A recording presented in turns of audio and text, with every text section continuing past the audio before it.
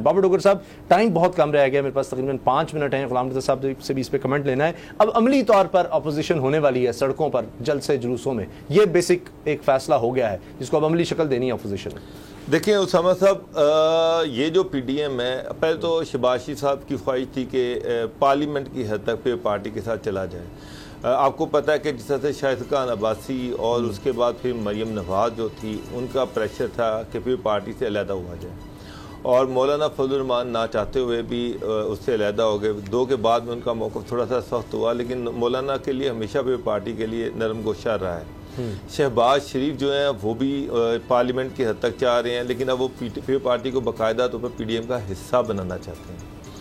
اب آپ کو پتہ ہے کہ جس طرح سے فیملی جو پولیٹکس چل رہی ہے، جس طرح سے مریم اور شہباز شریف کے درمیان اختلافات چل رہے ہیں، آنے والے الیکشن میں شہباز شریف اس اہمیت کو سمجھتے ہیں کہ جس طرح سے گورنمنٹ کا پاپولیرٹی گراف گر رہا ہے اور پھر پارٹی کا سندھ میں وجود ہے تو نون لیگ وہاں پر کمزور ہے، اور نون لیگ اگر پنجاب میں ہے تو پارٹی یہاں پر کمزور ہے، اور ساؤتھ پنجاب میں وہ نہیں چاہتے کہ کسی طرح سے کسی دوسری پولیٹیکل پارٹی کو کوئی بینیفٹ ملے، تو کسی حد تک وہ پہ پارٹی کے ساتھ ایک انڈرسٹینڈنگ ڈیولپ کرنا چاہتے ہیں. مریم اور شاہد خان عباسی کی شدید مخالفت کے باوجود تو کل 2 چیزیں ڈسکس ہوئیں.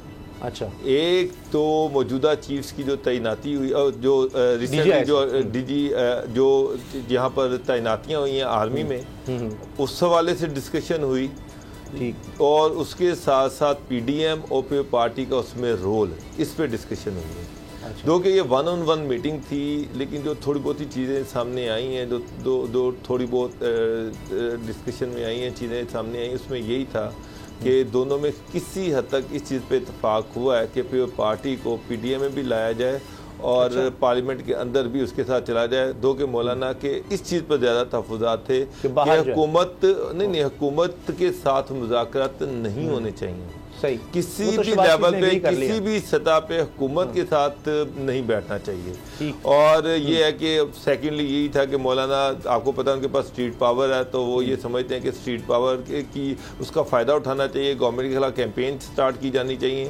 تو یہ مین چیزیں تھی، اور اس پہ کافی چیزوں پہ اتفاق ہوا. اسی پر اب غلام صاحب، بلاول بھٹو صاحب نے کہا ہے کہ جی یہ بکی ہوئی ہیں یہ اپوزیشن جماعتیں اور منافق ہیں، تو وہ کہاں سے پھر اس میں آئیں گے؟ یہ لانگ مارچ اور یہ جو کاروان، اب روڈ کاروان، جلسے، ابھی پشاور میں بیٹھک، پھر فیصل آباد میں بڑا جلسہ، یہ ان کو خود ہی کرنا ہوگا. دیکھیں، پنجاب کی حالت جو ہے اس وقت پیپلز پارٹی کے حوالے سے، وہاں یا کے پی کے میں کوئی بہت زیادہ پیپلز پارٹی وہاں اپنا اثر و رسوخ اس وقت جو ہے وہ نہیں رکھتی ہے، اور نہ ہی اتنا لوگوں کو باہر نکال سکتی ہے. لیکن ایک جو ڈیولپمنٹس ہیں، باتیں تو دیکھیں اس طرح کی اس وقت کی جاتی ہیں جب درمیان سے، اندر سے کوئی دوستی کی بات چل رہی ہوتی ہے، اوپر سے زہریلی باتیں کی جاتی ہیں تاکہ لوگ ان زہریلی باتوں میں الجھ جائیں، اور نیچے سے جو ٹانکے فٹ ہونے ہوتے ہیں وہ ہو رہے ہوتے ہیں. اچھا، ابھی ایک تو جلسے جلوس کی بات ہے کہ جلسے جلوس سے حکومت کو گرانے کی کوشش کی جائے اور نئے انتخابات کی جانب چلا جائے. یہ بالکل آپ نوٹ کر لیں، یہ آپ کے شو کی خبر ہے اور بڑی خبر ہے. ایک تو جلسے جلوس آپشن 1، اچھا، کہ یہ کیے جائیں اور حکومت کو اس طرف لے کے جایا جائے کہ وہ مجبور ہو جائے نئے الیکشنز کی طرف. دوسری بات، اگر یہ آپشن نہیں چلتا تو 1-2 ریلی جلسوں میں ہی پتہ چل جائے گا کہ کیا موڈ ہے، کس طرف چیزیں چل رہی ہیں. تو پھر عثمان بزدار صاحب پہلا نشانہ اور دوسرا نشانہ خان صاحب قومی اسمبلی میں. اچھا، اور یہ پاکستان پیپلز پارٹی کے بغیر نہیں ہوگا، پاکستان پیپلز پارٹی کو بھی ساتھ لیا جائے گا، مولانا بھی ہوں گے. اب یہ 2 چیزیں ہیں. اچھا، ان چیزوں کو پہلی چیز نہیں تو دوسری، اچھا، دوسری میں ہر 2 حال میں یہ جی دوسری میں بھی 2 ہیں، پہلے عثمان بزدار اور پھر عمران خان. تو یہ ان ہاؤس تبدیلی والی بات ہوئی تو پیپلز پارٹی پہلے دن سے کہہ رہی تھی، تو یہ تو پیپلز پارٹی کی طرف پھر جائیں گے. لانگ مارچ اور استعفوں کا کیا ہوگا؟ وہ نہیں، وہ چیزیں اس وقت کچھ اور تھیں، اس وقت کچھ چیزیں اور ہیں. اب نئے سرے سے الائنمنٹس ہو رہی ہیں، نئے سرے سے بات چیت ہو رہی ہے تمام سیاسی جماعتوں کی کہ کس طرح سے چلنا ہے اور کیسے آگے جو ہے وہ बात करनी है। आपको तो क्या ये, लगता है इस दफा मुख्तलिफ होगा? पहले मौलाना ने लॉन्ग मार्च भी करके देख लिया, उसके बाद बड़े भरपूर जलसे जुलूस हुए, लेकिन वो लाहौर में बिल्कुल ही फिर वो खात्मा ही हो गया, वो बात नहीं बन सकी, फिर पीडीएम भी टूट गई, लड़ाई फटा। नहीं लोग अब क्योंकि अब एक बात ज़हन में रखें ना, अब महंगाई, बेरोजगारी और ये इश्यूज हैं।